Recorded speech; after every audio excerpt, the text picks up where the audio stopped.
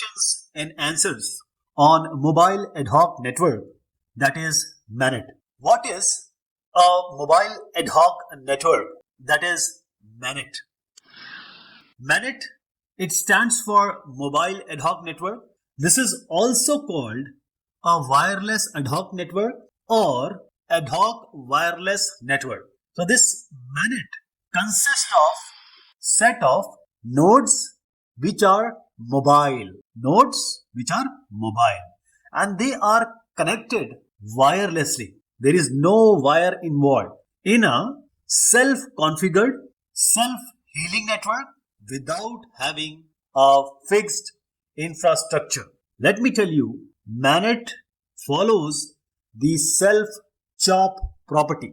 MANETs consist of a peer-to-peer, self-forming, self-healing network, and MANETs circa, that is the duration from 2000 to 2015, typically communicate at radio frequencies from 30 megahertz to 5 gigahertz.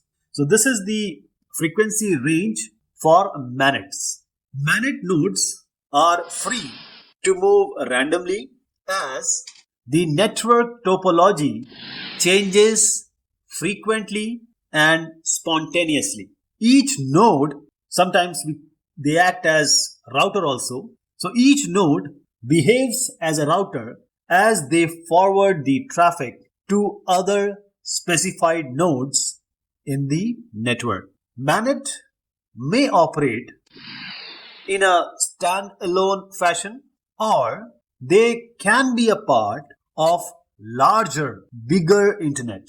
MANET form a highly dynamic, autonomous topology with the presence of one or multiple different transceivers, that is transmitter and receivers, between the nodes. The main challenge for the MANET is to equip each device to continuously maintain the information required to properly route the traffic. So we have certain algorithm for that: reactive, proactive, and hybrid. MANETs can be used in road safety, ranging from sensors for the environment, home, health. They can also be used in disaster rescue operation, military operations like the air, land, navy defense, weapons, robots, etc. What are the characteristics of a MANET? So MANET being the mobile ad hoc network, there are certain characteristics or features of MANET that are characterized somewhat different from the traditional networks we already know. For example, the dynamic topologies. In MANET, the nodes are free to move arbitrarily. Therefore, the network topology changes randomly and unpredictably. The links are primarily bidirectional. In certain cases where the transmission power of two nodes are different, a unidirectional link may exist. The second characteristic is bandwidth constrained and variable capacity links. Since this is a wireless technology or wireless network, the wireless links continue to have significantly lower capacity than the networks which have proper infrastructure or the wired networks. There is one more property called the energy constraint operation. Some or all of these mobile stations, that is the nodes you can call, or you can call them as routers, in a MANET, they may rely on batteries, and there are other exhaustible means for their energy as well. For these nodes or devices, the most important system design optimization criteria is or may be energy conservation, because there is no supply, infrastructure less, wireless, always changing network. That's why energy becomes important. One more characteristic is limited physical security. I'm talking about the physical security. So these MANETs, they are more prone to physical security threats than the networks which are wired. MANETs, the increased possibility of eavesdropping, spoofing, and DOS, that is the denial of services attacks, should be considered carefully. So in order to reduce these security threats, various security techniques are often applied within the wireless networks. Same can be applied to MANET.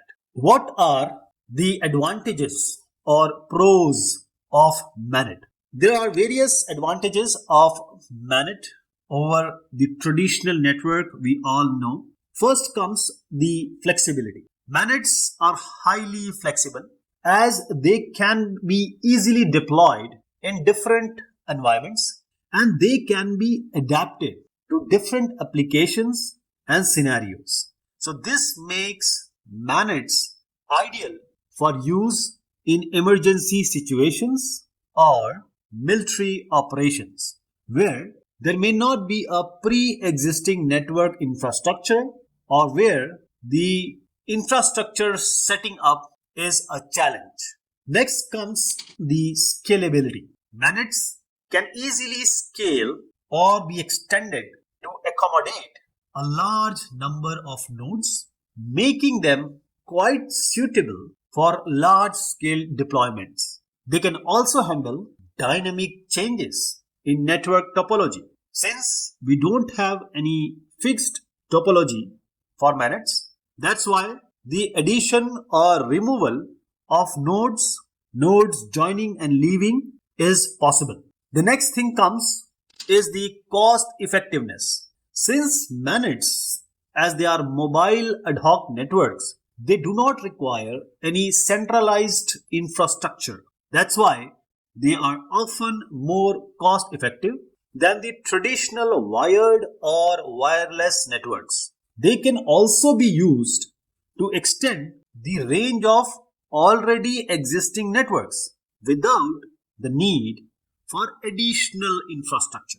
One more advantage is rapid deployment. So this advantage of MANET means it can be rapidly deployed in areas where infrastructure is not available or is complex, that is the disaster zones or the rural areas or for the military operations. What are the disadvantages of MANET?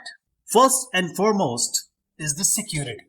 MANETs are quite vulnerable to security threats like the malicious nodes, that is the node which is existing but is not the part of the MANET, behaving like a node, eavesdropping, and of course the data interception, which is the common problem for wireless network. Since the network is decentralized, they are self-healing, self-adapting, self-configuring. There is no central authority to ensure the security of this network. One more disadvantage is reliability. MANETs are less reliable as compared to traditional networks since they are subject to interference, signal attenuation, and there are other environmental factors that definitely affects the quality of the connection. Next is the bandwidth. Since MANETs are wireless communication, bandwidth is often limited.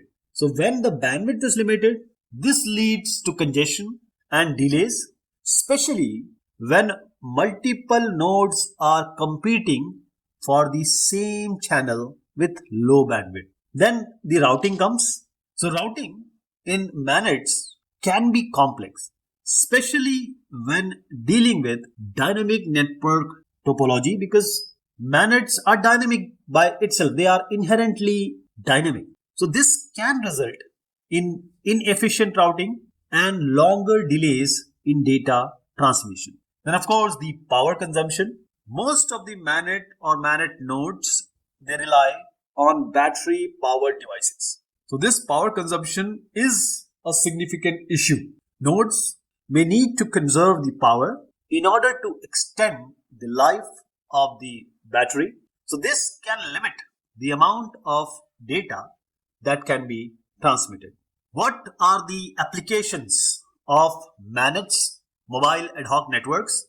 Some specific applications of these ad hoc networks, they include the industrial and commercial applications involving the cooperative mobile data exchange.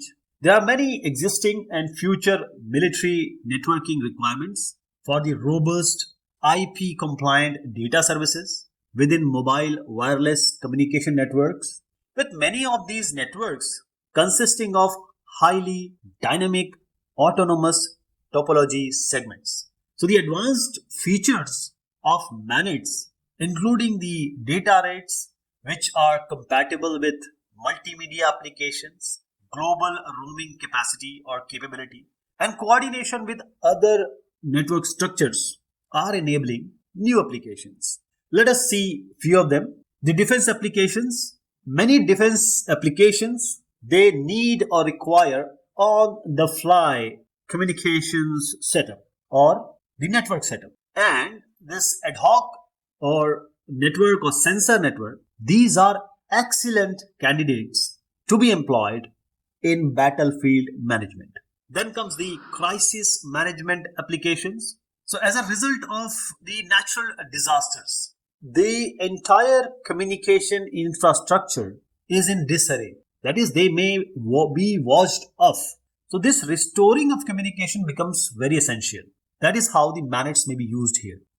The next application is telemedicine. Take an example. A paramedic assisting the victim, say for a traffic accident in a remote location. The paramedic must access medical records, for example, the blood report or the x-rays, and may need video conference assistance from his superior, maybe a surgeon, for an emergency intervention. In fact, the paramedic may also need to instantaneously relay back it to the hospital, the victim's current position, and other diagnostic tests from the site of the accident. That is why telemedicine is one of the applications. Next comes the tele-geoprocessing application. So when we combine the GPS, that is the global positioning system, then the GIS, geographic information system, and high capacity wireless mobile systems. So this, when we combine them, enables a new type of application. We call it as tele-geoprocessing. Next application is virtual navigation. And this is self-explanatory, as the remote database may contain the graphical representation of buildings, streets, and there are other physical characteristics of a large, say, state or metropolis. So they may also virtually see the internal layout of the building, including an emergency rescue plan, or find the possible points of interest. Then comes especially for the third world countries, education via the internet. So the educational opportunities which are available on the internet or the remote areas, because of the economic infeasibility of providing expensive last mile wireline internet access in these areas to all subscribers, MANET can play a vital role in education. And this application or this use of MANET is very popular now, vehicular area network, WAN we call it as. So this is a growing and very useful application of a mobile ad hoc network in providing the emergency services. And this is equally effective. You can call it as a urban or rural setups. So the basic and exchange necessary data that is beneficial in a given situation. What are the functions of each node in a MANET, mobile ad hoc network? Let me tell you, mobile ad hoc networks are self-configured, self-healing. They have no fixed infrastructure. That means all the nodes or the systems, they have proper functions in order to make MANET work. So the function of each node starts with the forwarding of the packet to the next hop, that is to the next router. And before forwarding, the sender has to ensure certain things. like the packet should move towards its specified destination, and the number of hops, you can call it as a path length also, to the destination should be minimum. And the function of each node is to delay the minimization of this delay. And the packet loss should be and is minimum through the path. This is also the function of each node. And one more important aspect, path should not have a loop. That is how the MANET will work. Otherwise, the whole concept of MANET is not going to work. What are the proactive protocols in MANET? MANET, just like any other network, MANET is Mobile Adhoc Network, and there are certain routing protocols because MANET is not having any infrastructure. Every node is responsible for its work. So there are certain strong protocols like the proactive protocols, the reactive protocols, and the hybrid protocols. So the question is about the proactive protocols. These proactive protocols are also called as table-driven routing protocols.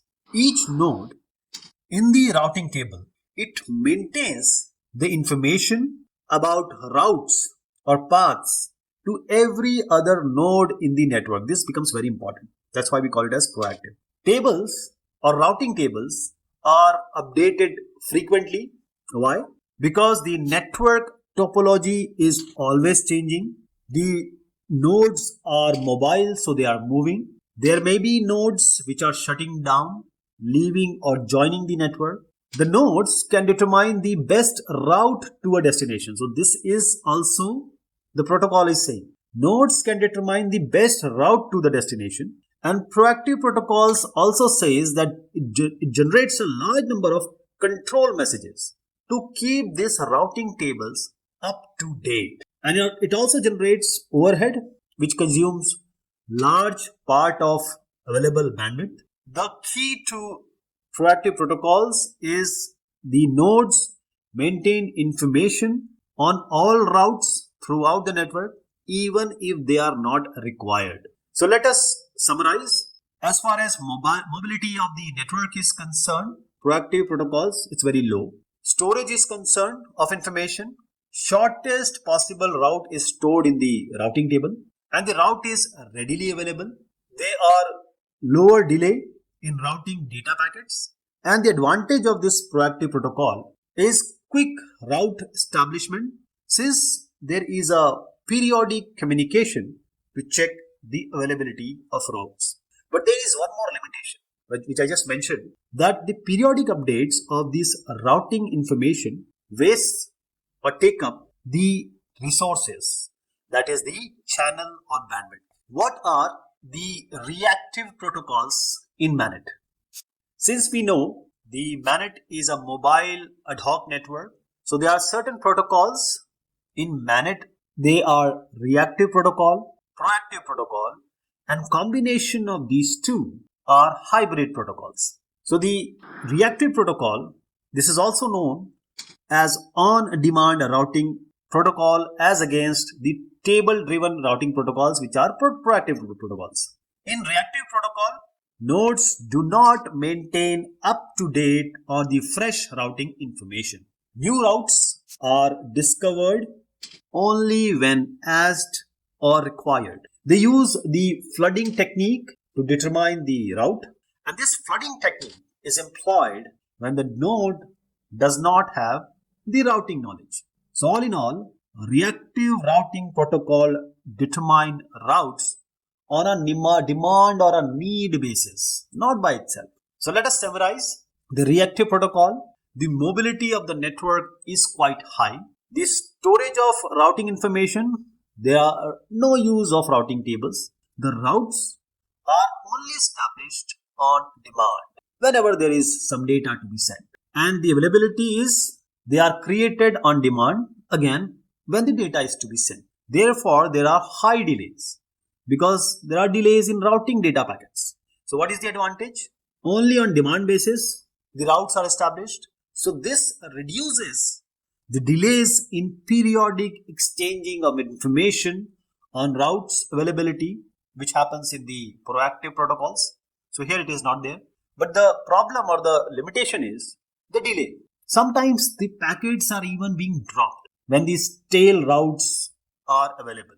That is the routes which doesn't exist. What are cellular and ad hoc networks, and what is the difference between a cellular and ad hoc networks? First of all, cellular networks are infrastructure networks.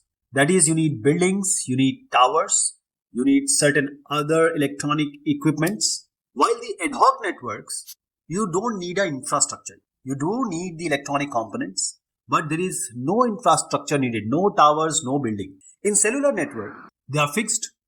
The sites or cell sites are pre-located and they have base stations. In ad hoc network, there is no base station. These cellular networks, we have a static backbone network topology. So there are different network topologies you are aware of. But in ad hoc networks, there are highly dynamic network topology. So there is no fixed topology here. For example, the star, mesh, direct, all that topology is not, because the topology can change anytime. In cellular network, we have the relatively caring environment and the connectivity is also stable. But in ad hoc network, the whole network is a kind of hostile environment. That is, the connectivity is irregular because this is self-healing, self-adapting, self-configuring. So the nodes can join and leave. They are spontaneous. In cellular network, there is a detailed planning before any base station can be involved or installed. And the ad hoc network, the nodes, or you can say the networks, are automatically formed and the network adapts to the change by itself. That is why we call it as following the self-chop property, C-H-O-P, chop property. The installation of cellular networks involves high cost setting it up, but ad hoc networks, because they are following the self-chop property, and this self-chop property actually means the configure, heal and optimize, protect. That's why they are cost effective. So I hope you have a better idea of mobile ad hoc networks now. Thank you so much for listening and have a good one.